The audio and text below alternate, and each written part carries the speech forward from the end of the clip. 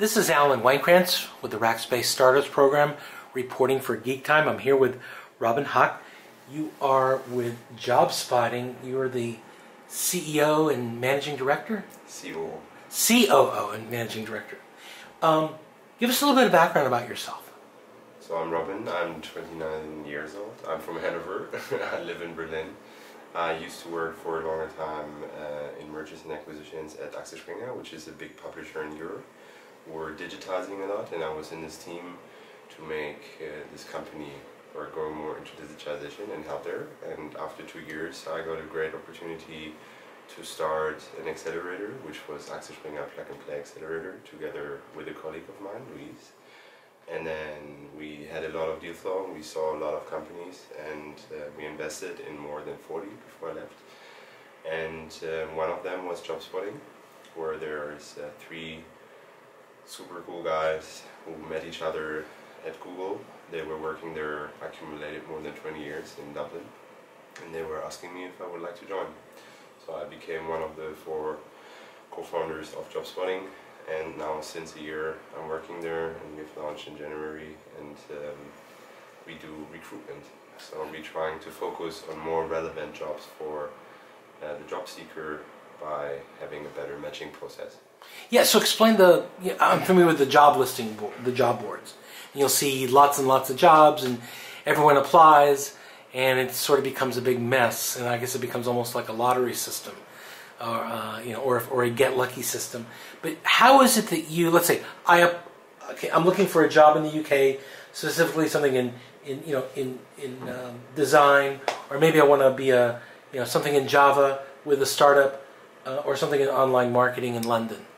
How do you make me more relevant to my prospective employer? It's more, what we're trying to get is that you get a more relevant, so what we're not doing, where we not are, is headhunting. Right, I understand. We do it the other way around, that we try to find the job seeker a more relevant open position in which he maybe normally wouldn't find. So the idea is, we have several partners from Germany and UK, like Monster, Stepstone, Xing, etc., and more than 40 right now. And we take their jobs through XML feeds, and instead of having unrelevant, SEO Berlin, and to get a huge listing somewhere in a job board, we try, when a job seeker signs up, you can sign up and put in your skills, your seniority level, what kind of expectations you have, and then based on your personal profile, we go through the whole internet with all our partners we have, and through our technology we try to give you better matching. And then you get a feed, and in this feed you can see the most relevant jobs for you, and you can give also explicit feedback. So you can say, I like this job, so you will get more in this direction when you, for example, go into SEO or online marketing. And you can say, no, I don't like this job, and then you can also give explicit feedback. So you could say, maybe I only want to more go into AdWords and banners instead of SEO and landing pages. And then the machine will learn. And also after that, there's even collaborative filtering. So as more people use it, it's more accurate it gets later. And by this, we're trying to improve and change recruitment there. Okay. Maybe the main reason is the market is changing, right? There's digitization. Many people don't know what to search for, or what title to type in to find something. And as you just mentioned, it's like a lottery system sometimes, really. And also the market changed totally, because now every 2 years, like 30 years ago, you were working for one company for 30 years, and now this changed, and every 2 years you're looking for something new. And people became also more opportunists, so they're looking around all the time, and it's not like I have no job right now, I'm an active seeker. There are many people who are passively seeking. But think of that, so it's like 6 o'clock in the corporate and you don't like your job, and then you have to show 2 hours more FaceTime. And what do? Right? You go to Amazon, you buy furniture, you check out your next holiday. Yeah. There's a lot of things, but no one is looking for a job. Okay. Because it just makes no fun, and we want to change this. Okay. What are you finding the difference in skill sets or job descriptions in London versus Manchester, or versus here in Berlin? Are marketing in these online type of jobs, or these IT jobs, are they pretty similar, or do you find that culture changes things? I mean, there are definitely some points in the job ads. So the English ones sometimes a little bit more straight. Also, as more data we have, as more we can use them, right? Sure. So, for example, it's in UK it's super cool because they use salaries. So in Germany, cultural-wise, you don't use salaries. So you don't say what you estimate to pay the person. So you don't know the interval. But in UK you have this. So in UK, I can give the job seeker a comparison and say, so you're looking for Ruby in Manchester and in London, and we can let you know what's the difference in the salary for this kind of developer language. But in Germany we can't give you this. So why?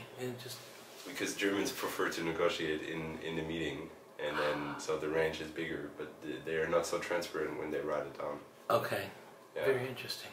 Okay. So there are some cultural differences. Also when you have to sign up for job spotting just with your email. I mean, everybody is incognito and anonymous, but we do this because if you use the web app or if you use the iOS app, that we lock you in and we understand it's the same user, that our machine approves whatever device you use. But for sure that means that some people don't like to sign up. And this rate is much higher in Germany because of data and security, etc., than it is in UK. So people in UK are much more used to sign up and give their emails. And for us, we have more people, or a bigger conversion in the UK. Okay. And let's say I'm a job seeker, and I have a choice to go to work for an established company. I know I'll draw a salary, or I've got an opportunity. I may not make quite as much, but I can go join a startup. What's your advice? It's hard to say actually, because I also worked in a corporate before, right? And I think it was a good experience. And I also learned to be a little bit more humble and decent about stuff, and I learned a lot. And I understood structures, which is now very helpful.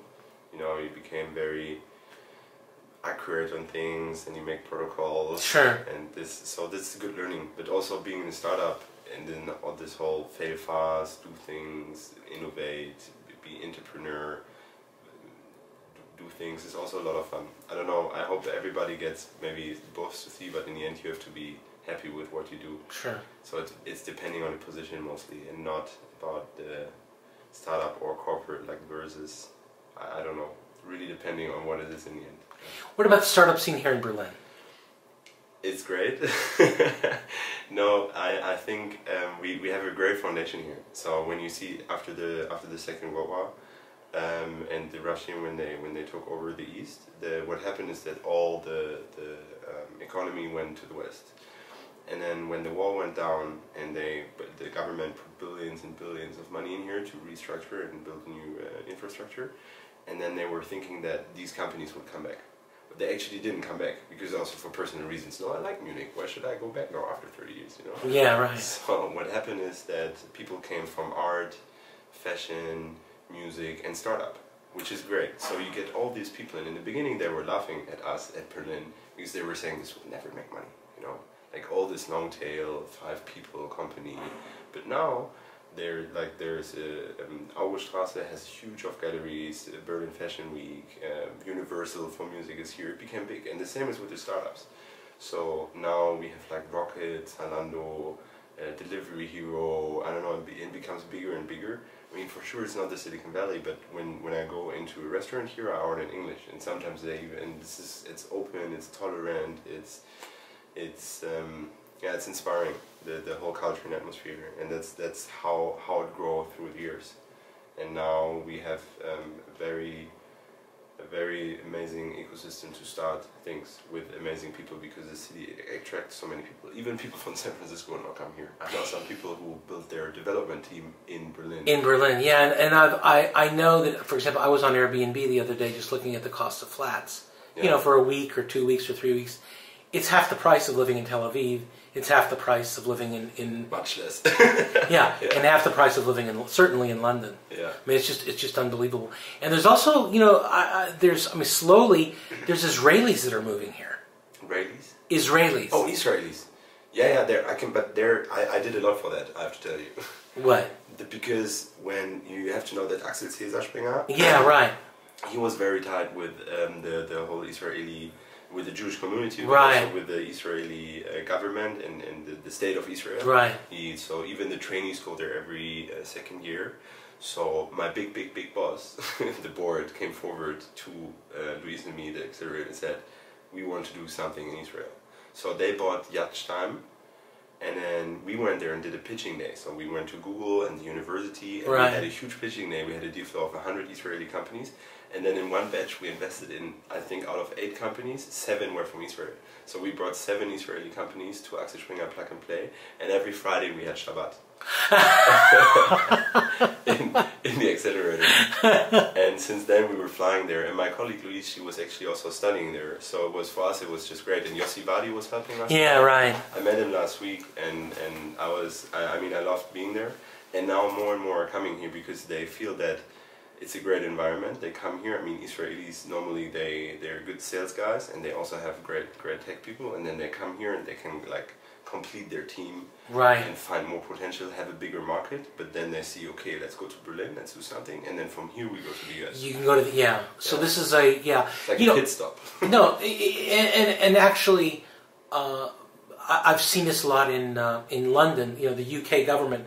It's a big program where they're trying to connect, you know, the UK and Israel. Yeah. And the whole point is, it's a 2-hour time zone difference. You can do business in real time.